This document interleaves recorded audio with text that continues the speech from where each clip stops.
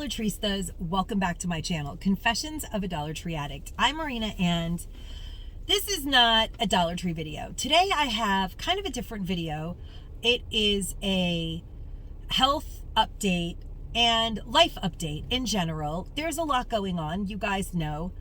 I have a diagnosis of ductal carcinoma since July and I have undergone 11, you guys, 10 plus 1, 11 rounds of chemo. I'm almost at 12. This week I met with my oncologist. Well, I have like 3 oncologists. You guys know I can't decide. I actually am starting to annoy the doctor. I can see that, but when I get my mind straight on something, I am fixated and cannot be deterred. And when I can't make up my mind, you guys, I just can't make up my mind. So I need all of it. And so far, I've seen 3 oncologists and have gone back to all 3 after I got my PET scan because I really wanted everyone's opinion. And I am going to be seeing 2 breast surgeons because I just feel like I have to do that. But I owe it to myself to get a second opinion, wouldn't you say? And so far, there is not a trace of cancer cell left in my actual breast where the cancer originated. But it still is in the lymph node, which is a problem. That's what actually made it stage 3 cancer that I'm battling instead of stage 1 or 2. The fact that there is nothing left in my breast gives me some options, but they're not definitely options. So that's the health update. And then as far as a life update goes, I'm really excited because this cool wig that I'm wearing today, I dyed myself. It was blonde and it is a natural hair wig that I was able to dye the perfect red that I love. And I could style it with rollers. I really, really love how it feels. It feels very real. It doesn't feel synthetic. It's not itchy. It's not making me sweat. And it's kind of a pleasure to wear it. I also cut it asymmetric because you guys know I need a little something extra. I am kind of extra in case you guys have never noticed. And I really like this wig. I'm kind of excited that I was able to make it my own, which makes me really happy. So I know it seems stupid, but to me, the wig is really important. The loss of my hair was devastating and it really did depress me to lose my hair. I have to be honest, it's the most awful feeling for me, I loved my hair. It's that simple. I felt like it was the best part of me and losing my hair was hard. I know so many of you guys have told me, you know, you're the warrior, be proud of who you are. It's really hard. It's really hard to accept the loss of your hair and having to grow it back. But you guys, this was chemo 11, and then after chemo 12, I get to ring that freaking bell. I have been doing chemo for 3 months. It has been almost 5 months since my husband passed away. And the crazy thing, which is totally off the subject, but it is a life update, so I'm going to share it. A company called My Social Calendar reached out to me because I'm a widow, and it's not like a dating site. It's kind of like, I guess it is sort of a dating site, but it's not a site. It's a company that you sign up for, but they would be giving me a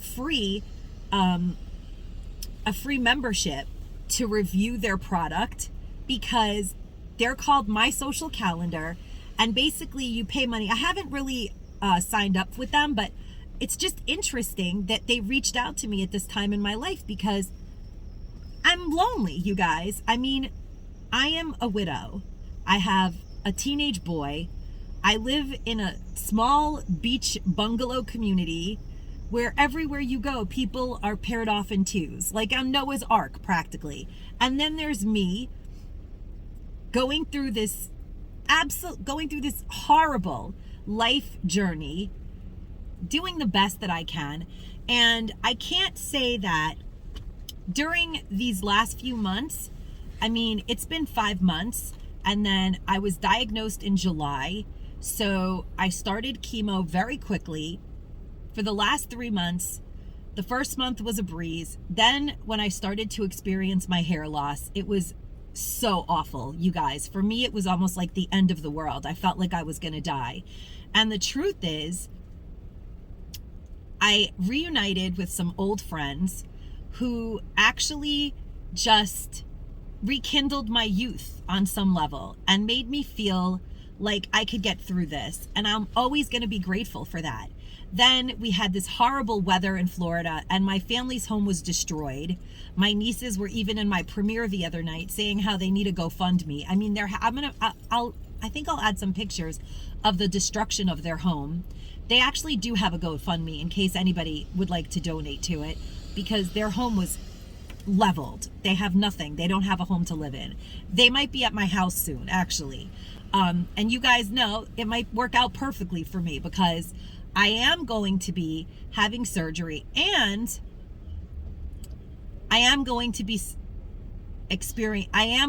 also be, and not only will I ultimately be having surgery, but after next week, I have 1 week vacation, which I may take in Florida, actually. I may go to Florida because I have a week off, and Chris might take a week off too. We don't care anymore.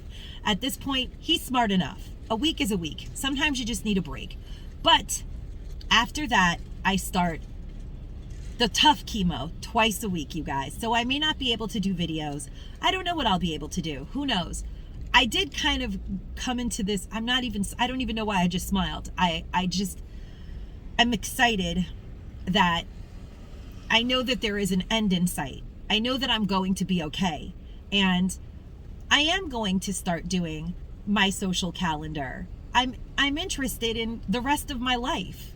I'm not going to die, and I want to live, and I'm really good at having a spouse. So I feel like that's something I owe to myself to explore. And I think that the company was absolutely amazing for reaching out to me.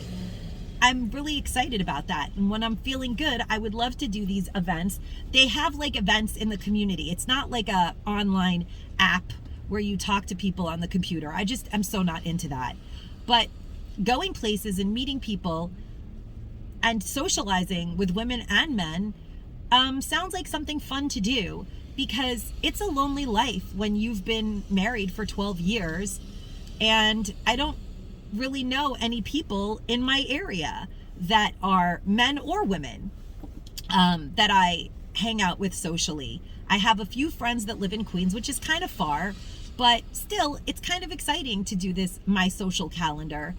But back to the health update, because you guys know I have to ping pong. After the week vacation, I start tough chemo twice a week, guys. And I know that I'm going to be sick. I've already been forewarned. And I did sort of feel like a failure for the last 2 weeks that I have of what I call baby chemo for the last 3 months, because I was experiencing such terrible pain in my hands. I mean, unbearable. My fingernails hurt me. They literally, this is excruciatingly painful. It's hard to get dressed. It's hard to button my jeans. And I finally admitted to the doctor that I was in excruciating pain. And she was like, why didn't you tell me this sooner? I have to lower the dose of chemo that you get for the next 2 weeks. I cried hysterical. I was like, no, don't do that. And she was like, no, I have to. Those are severe side effects. I wish you had told me this sooner. And I thought that I could handle it. I was actually devastated. I felt like a failure. So I'm proud that I actually told the doctor the truth about the pain that I was experiencing, because there's no point in getting permanent neurological damage in my hands because I'm trying to tough something out. And she assured me that the neurological pain is not going to happen during tough red devil chemo. I'm just going to be very sick on the inside. I'm probably going to be very physically sick and exhausted and maybe nauseous and maybe worse than that. And hopefully not. I'm trying really hard to manifest all good things. In the last couple of months, I've had my ups and downs, you guys, and I've done the best that I can to help people along the way, interact with people from my past to lift myself into some new vibrational energy. And I'm grateful for the experience. It was really good for me to, go out and mingle with my friends from the past. It really helped me. It really did help me. And I'm getting my house in order because my house was like falling apart because of my husband's sickness. I'm getting a boiler finally, which is exciting, so I can have hot water on demand. Because who wants to be sick, chemo sick, and not have hot water on demand? I mean, we're able to kind of ration it, and it does fill like within a certain amount of hours, but it's kind of crazy because I have this tiny little hanging on the wall boiler, and it's supposed to be really high tech, and it's a piece of crap. And the company that's supposed to have it warranted, even though it was under warranty, they never honored it because they basically are bastards. I don't know what more to say, but that's okay. I've come to the point where I'm like, you know what, Marina, you can't fight every battle. I try to advocate for the underdog all the time, but sometimes you just have to walk away from an argument and say, I give up. I'm going to get a new boiler and then maybe take this company to court because I'm a litigious person. We all know that. But my boiler was under warranty and they refused to sell me a part. They won't make the parts anymore because they know that they can make so much more money just making you buy a new boiler. I know you guys don't care about this, but these are some of the silly, crazy things that I'm dealing with on top of shitty breast cancer during Breast Cancer Awareness Month. And I'm okay though, because I feel like I'm going to be okay. I've followed all these paths and I've helped some people along the way, and I'm grateful to have been able to do that. And there are lots of women on my channel who are currently battling cancers of all kinds, as well as breast cancer. And I also continue to run a nonprofit organization called Garage Sales Against Violence, where we help survivors of domestic violence. And I'm going to be really honest, I truly believe from the bottom of my heart on a cellular level that had I never been a domestic violence survivor, maybe I would never have gotten breast cancer, because negative vibrational energy is toxic and trauma is toxic, and we have to find ways to release it. I've been to a shaman, a hypnotist, a fortune teller. I've tried everything, you guys, because it's scary to be facing a life-threatening disease. And I enjoyed all of those little distractions and seeing my friends that live far away. And now I have the opportunity, like I said, to make friends that are near where I live. And it will be fun to be able to go out to eat with adults that are my age and not teenagers. I cart my son's friends around all the time, but I'm actually about to go into a Dollar Tree, which we all know is my favorite pastime. But I just wanted to let you guys know that I'm on Chemo 11. Week 12, I ring that 12-week bell and I get a week off. And we may go on a road trip to Florida because I do want to visit my family and see what's going on with their home. I feel terrible for them. You guys met my niece in one of my Dollar Tree hauls. And that's it, guys. We're about to go into the Dollar Tree. I want to say thank you to all of you who are always asking how I'm doing and what's going on with my life. I love you guys so much. I do have a breast cancer awareness and domestic violence awareness subby gift that I will be putting together for you guys, but probably not this month. But that's okay, because people get cancer and people are survivors of domestic violence at any time, and we're all warriors. So this is a community of beautiful warriors. I love what I've created here, and I'm so proud to be here with you all. And that's it, guys. Thank you guys for listening. Thank you guys for asking. Thank you guys for praying and loving me while I'm going through this shitty experience. And as always, my friends, stay safe and stay savvy. Bye-bye.